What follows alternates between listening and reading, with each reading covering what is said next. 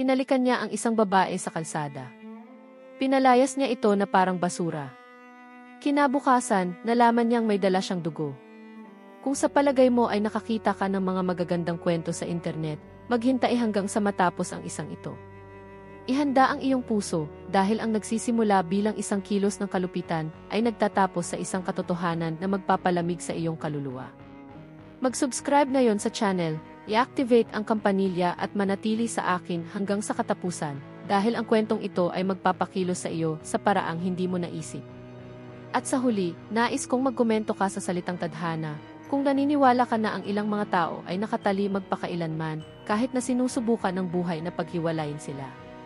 Sa kulayabo na umagang iyon sa Bordeaux, si Victor Lemoine, isa sa pinakamayamang lalaki sa Pransya, ay nagpaalis ng isang pulubi na babae mula sa harap ng gusali ng kanyang kumpanya.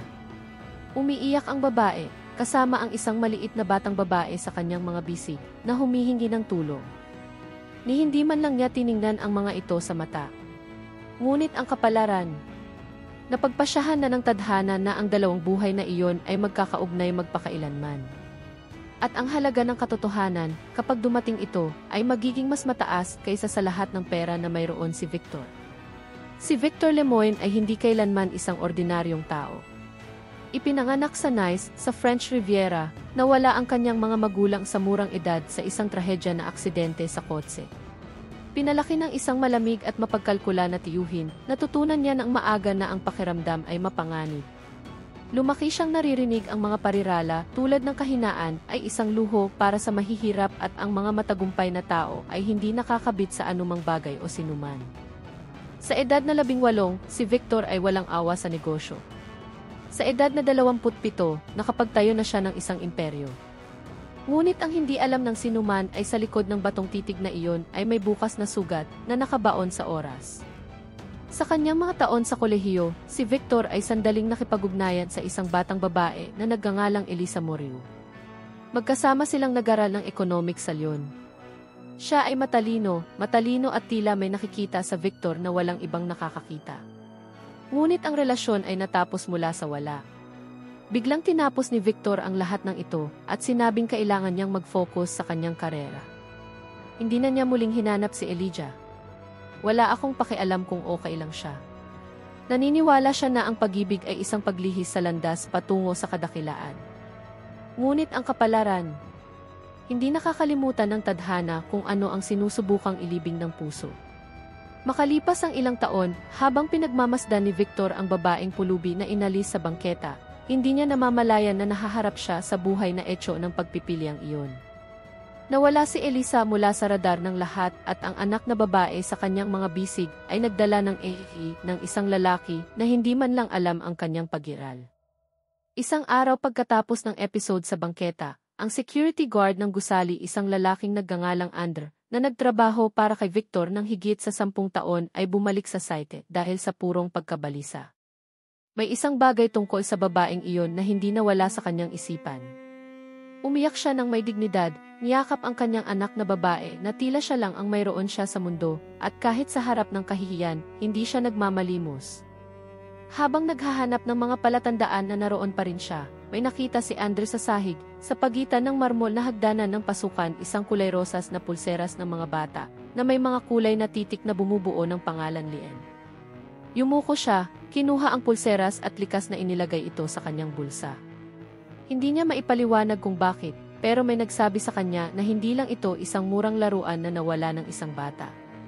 Nang maglaon, sa resepsyon na ng gusali, maingat na nagkomento si Andre sa katulong ni Victor. Ang batang babae mula sa kalye. Pamilyar ang pakiramdam. Parang bata pa siya ng boss niya, maniniwala ka ba? Tumawa ang dalaga na Jenjoy. Ngunit hindi ngumiti si Andre. May isang bagay na nakakabahala sa kanyang katahimikan. Nang gabing iyon, habang nirerepaso ni Victor ang mga kontrata sa kanyang marangyang penthouse, isang kakaibang pakiramdam ang bumabagabag sa kanya. Hindi niya alam ito, ngunit isang hindi nakikitang agos ang humihila sa kanya, patungo sa pinakamalaking paghaharap ng kanyang buhay, hindi sa mga karibal, hindi sa mga numero, kundi sa nakaraan na sinubukan niyang burahin. Kinabukasan, habang hawak pa rin ang pulsera sa kanyang bulsa, nagpasya si Andre na gawin ang isang bagay na hindi niya karaniwang maglakas loob. Maaga siyang umalis sa trabaho at bumalik sa plaza kung saan pinalayas ang babae. Wala na siya roon. Ngunit may mga marka ng karton sa ilalim ng awning ng isang saradong cave, at isang babae na nagbebenta ng mga bulaklak ang nagkomento, "Hinahanap mo ba ang batang babae kasama ang kanyang anak na babae?" Dinala sila sa isang kanlungan kagabi. Halos mawalan siya ng malay dahil sa kahinaan. Nagpasalamat naman si Andre at sinunod ang direksyon na ipinahiwati. Nang makarating siya sa kanlungan, pinilit niyang dumalo. Ipinakita niya ang pulseras at ipinaliwanag na marahil ay nawala ito sa bata. Dinala siya ng attendant sa isang maliit na silid kung saan nagpahinga ang babae kasama ang natutulog na batang babae sa tabi niya. Nang tumingala si Elisa Morigo at nakita si Ander, naninigas ang kanyang katawan. Nakilala niya ang security guard. Ipinakilala niya ang kanyang sarili nang may paggalang at iniabot ang pulseras. Kinuha niya ito na luha. "Ito ay ang aking anak na babae." "Salamat." Nagatubili si Andre at pagkatapos ay tuwirang nagsalita, "Ang pangalan mo ay Elisa." "Moryu." Sabi niya, "Nagkataon na ba na nakilala mo si Victor Lemoyne?" Tumigil ang oras sa silid na iyon. Nabigo ang kanyang paghinga. At pagkatapos, sa isang halos hindi naririnig na bulong, sumagot siya, "Hindi ko alam na buhay pa siya sa loob ko. Hanggang sa makita ko ang kanyang mukha araw-araw." Tahimik lang si Andrew. Pakiramdam niya ay kailangan pang magsalita si Elijah. At nagsalita siya, nakatuon ang kanyang mga mata sa babaeng mahimbing na natutulog sa tabi niya. "Minahal ko si Victor ng buong puso. Ngunit hindi niya alam kung paano mahalin ang sinuman. Siya ay ambisyoso, malayo. Nung nabuntis ako, sinubukan kong sabihin sa kanya. Tumawag ako, nagpadala ng mga liham. Walang tugon. Maya-maya pa ay nalaman ko na lumipat na pala siya sa ibang bansa. Parang binura niya ako. Pinunasan niya ang isang luha na may katahimikan ng isang taong umiyak ng labis, kaya natuto siyang masaktan ng tahimik. Ipinanganak si Elian 2 buwan matapos ang huling liham na ipinadala ko. Hindi ako kailanman humingi ng kahit ano. Hindi ko inaasahan ang anumang bagay. Ngunit upang makita siya doon, inutusan nila akong ilabas na parang basura. Parang namatay siya sa pangalawang pagkakataon." Naramdaman ni Andre ang bigat ng mga salitang iyon. "May gusto akong gawin, pero ano naman yun? Ang tanging magagawa ko lang ay makinig." "Gusto mo bang malaman niya?" Tiningnan ni Elisa ang kanyang anak at pagkatapos ay sa kanya. "Wala akong gusto sa kanya. Hindi pera o pagkilala. Gusto ko lang siyang lumaki dahil alam kong hindi siya tinanggihan ko. Sapat na ito para sa kanya." Ngunit alam ni Ander na hindi matatapos ang kwentong ito. Hindi pagkatapos ng lahat. Ano ang hindi alam ni Elijah? Ay na si Victor Lemoyne ay malapit nang matuklasan ang katotohanan sa isang landas na kahit na ang tadhana ay hindi maglakas loob na mahulaan. Makalipas ang 2 araw, lumahok si Victor Lemoyne sa isang charity event na itinaguyod ng mga negosyante sa rehiyon. Kinamumuhian niya ang ganoong uri ng okasyon, peking iti, naka-schedule na palakpakan, walang laman na mga talumpati. Ngunit bahagi ito ng imahe na kailangan niyang panatilihin. Pagpasok niya sa hallway, nagulat siya sa isang grupo ng mga bata na umakyat sa entablado para kumanta. Malugod silang tinanggap mula sa isang lokal na kanlungan. Hindi man lang niya ito pansinin, kung hindi dahil sa isang bagay, isang maliit na batang babae sa dulo ng linya. Banayad na kayumanggi ang buhok, matinding tingin, at isang paraan ng paghawak sa mikropono na nagparamdam kay Victor ng isang bagay. Kakaiba. Tiningnan niya ang mga manonood ng ilang sandali at likas na natagpuan ng kanyang mga mata. Napatigil si Victor. May isang bagay sa babaeng iyon na nagpahina sa kanyang pandama. Parang nakatingin sa isang maliit na salamin ng iyong sarili. Ang parehong mga mata. Parehong hugis ng mukha. Tumingin siya sa malayo, naiinis. Huminga siya ng malalim at nagkunwaring walang nangyari. Ngunit hindi nawala sa isip niya ang imahe nito. Sa pagtatapos ng kaganapan, nilapitan niya ang shelter coordinator at tinanong ang pangalan ng bata. Ito ay si Elian. Dumating siya ilang araw na ang nakararaan, kasama ang kanyang ina. Sila ay walang tirahan.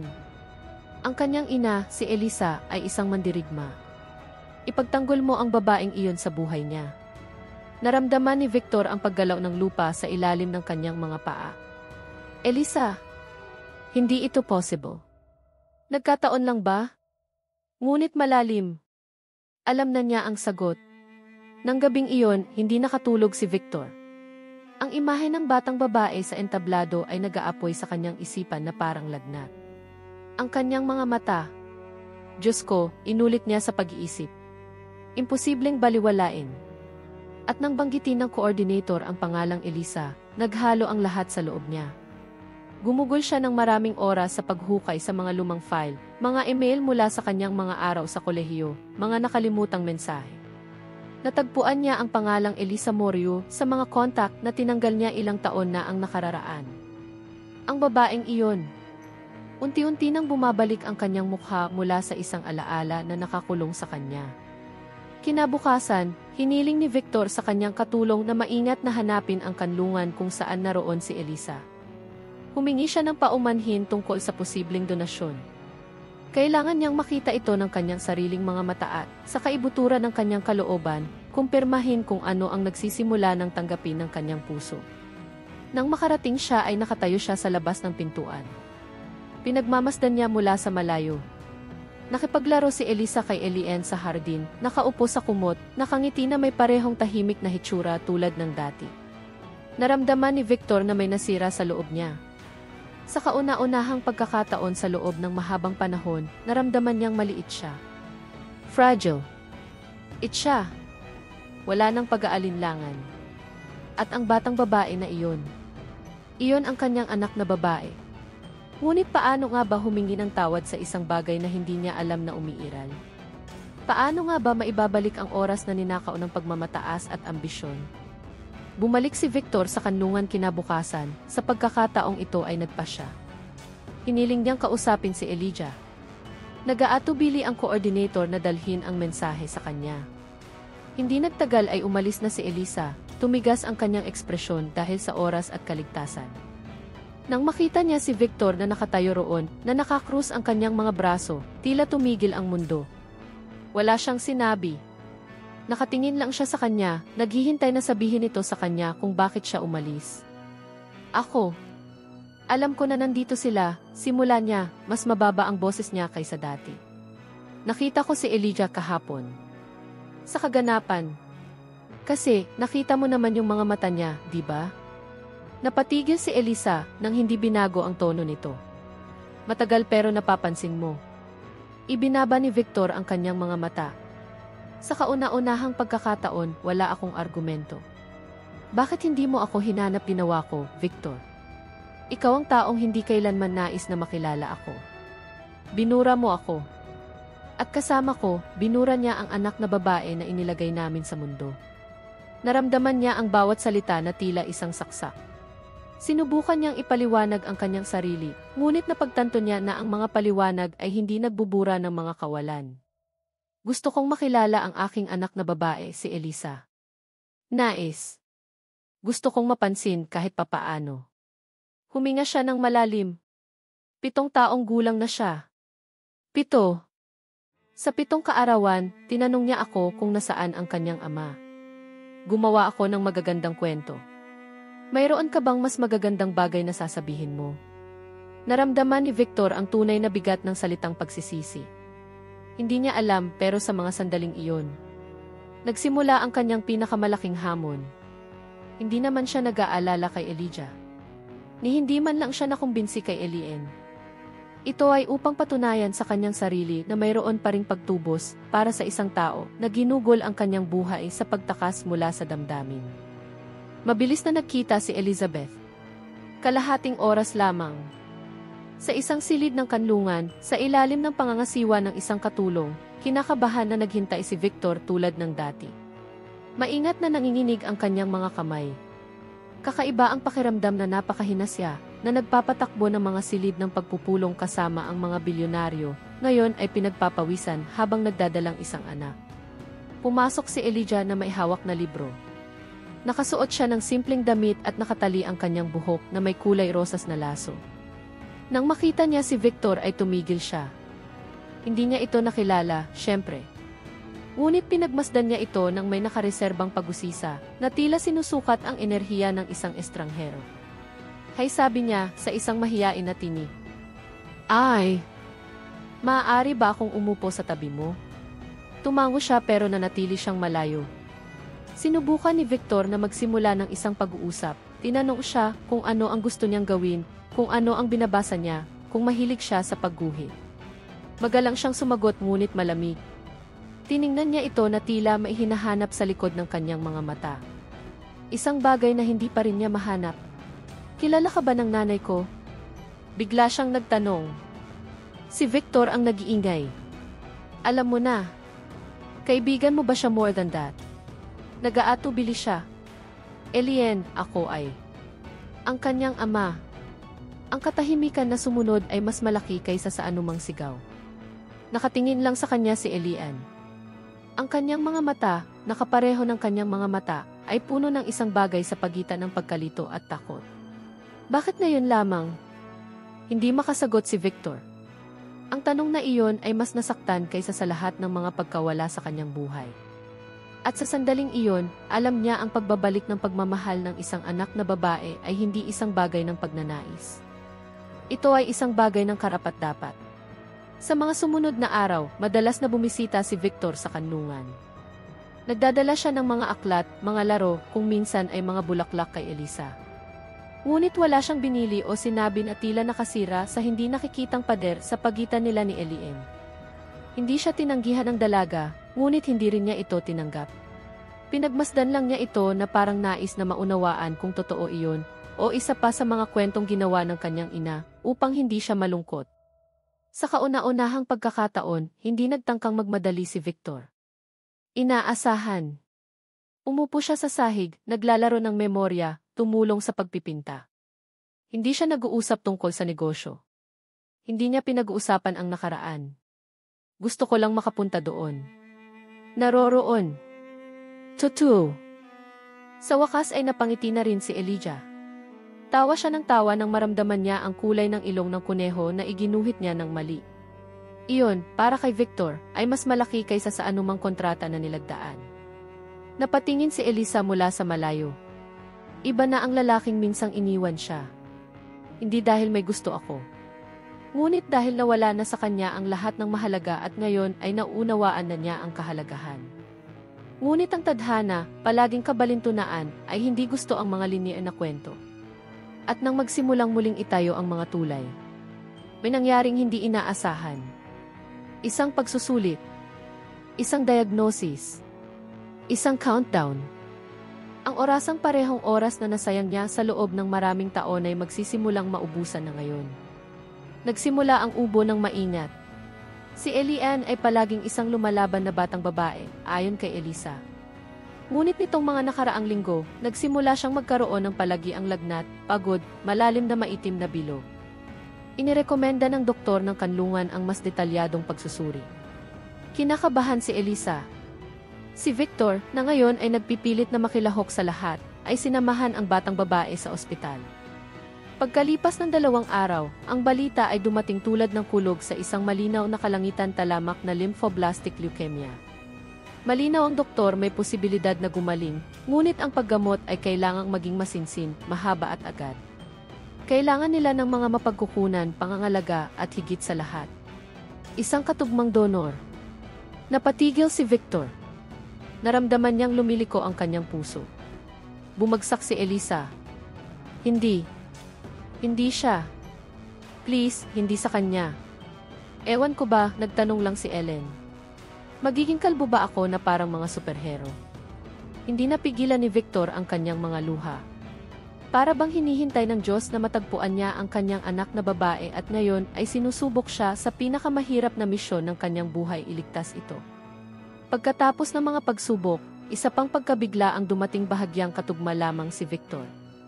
Hindi sapat na mag-donate ng direkta. Ngunit hindi siya sumuko. Tumawag siya sa mga klinika, naghanap ng mga internasyonal na bangko ng utak ng buto, inilagay ang kanyang kapalaran sa serbisyo ng isang layunin upang bigyan ang kanyang anak na babae ng pagkakataong mabuhay. Sa kauna-unahang pagkakataon, napagtanto ni Victor na ang pagiging isang ama ay hindi tungkol sa pagkakaroon ng ngunit tungkol sa pagbibigay. Bigyan mo siya ng oras. Magbigay ng presensya. Bigyan ng pag-asa. Araw-araw ay lalong lumala ang kalagayan ni Elian. Kahit na may pinakamahusay na paggamot na kayang bayaran ng pera, ang batang babae ay humihina at nanghihina. Ang mga doktor ay taos-puso ng walang isang-isang daan katugmang donor, ang mga pagkakataon ay bumaba bawat linggo. Hindi kumakain si Victor, hindi siya nakatulog. Ginugol niya ang kanyang mga araw sa tabi ng kanyang anak na babae, hawak ang kanyang marupok na maliit na kamay, nagsasabi ng mga gawa-gawang kwento, sinusubukang ngumiti habang sumabog ang kanyang puso. Hindi rin lumabas ng ospital si Elijah. Sa wakas, ang dalawa ay nagkakaisa sa pamamagitan ng isang bagay na mas malaki kaysa sa nakaraan pag-ibig para sa kanilang anak na babae. Sa isang pag-uusap sa doktor, narinig ni Victor ang isang nakakagulat na mungkahi kung minsan, ang mga biological na kapatid ay maaaring magkatugma. Tanong ni Victor. Nag-iisang anak lang siya. Sigurado ka ba dyan? Isang mabigat na katahimikan ang bumagsak sa kanya. Biglang lumitaw ang isang kupas na alaala, isang dating empleyado ng winery na nawala ilang taon na ang nakararaan. Matapos ang maikling relasyon sa kanya. Umikot ang mundo niya. Paano kung si Elijah ang nag-aalaga sa isang half-brother? Paano kung ang tadhana ay malapit nang magbunyag ng isa pang anak na babae na hindi niya alam? Hindi na nagaksaya ng panahon si Victor. Nag-rummage siya sa mga lumang archive ng paggawaan ng alak, nakipag-ugnay sa mga dating empleyado, nag-scored ng mga dokumento mula sa higit sa isang dekada. Pagkatapos ay lumabas ang pangalan Claire Dubois. Bata pa siya, maingat, mahigit isang taon na siyang nagtatrabaho sa sektor ng produksyon. Umalis siya ng walang babala, nagiwan lamang ng simpleng liham ng pamamaalam at nawala sa mapa. Naalala siya ni Victor ng walang pag-aalinlangan. Nagkaroon sila ng isang mabilis na paglahok, walang pangako, at hindi niya naisip na may anumang maaaring lumabas mula rito.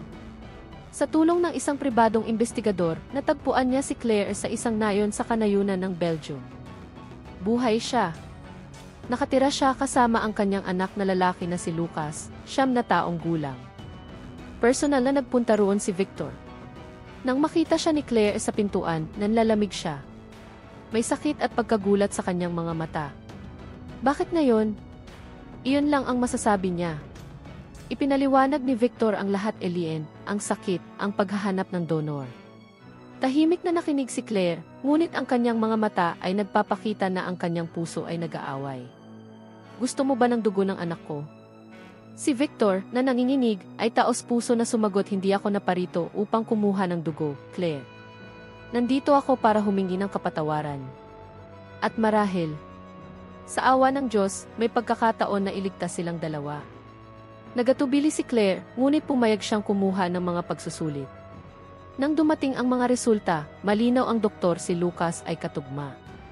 Muling nanumbalik ang pag-asa. Ngunit ang hindi inaasahan ng sinuman ay na ang donasyon ay magdadala hindi lamang ng kagalingan kay Elian, ngunit isang muling pagsasama-sama na magpakailanman ay magbabago sa kapalaran ng lahat. Sa ospital sa Bordeaux, dumating si Claire kasama si Lucas sa kamay. Mahiyain ang bata at hindi niya naunawaan ang lahat ng nangyayari, pero alam niya na may mabubuting gagawin siya, isang bagay na makapagliligtas ng buhay. Isinugod sa ospital si Elian sa pediatric ward. Nang magkita ang dalawa sa playroom ng ospital, may isang bagay na nakakagulat na nangyari, ngumiti sila sa isa't isa na parang mga dating kaibigan. Ano ang pangalan mo? Tanong ni Elian, mahina pero masaya ang boses. At sa iyo? Elian, gusto mo bang sumama sa akin sa pagpipinta? Buong hapon silang magkasama, nagtatawanan, nagpalitan ng mga sticker at kwento. Napatingin si Victor mula sa malayo, gumagalaw. 2 piraso nito, 2 mundo na hindi dapat pinaghiwalay. Nagkakaisa ng hindi nalalaman. Tahimik ding pinagmasdan ni Claire.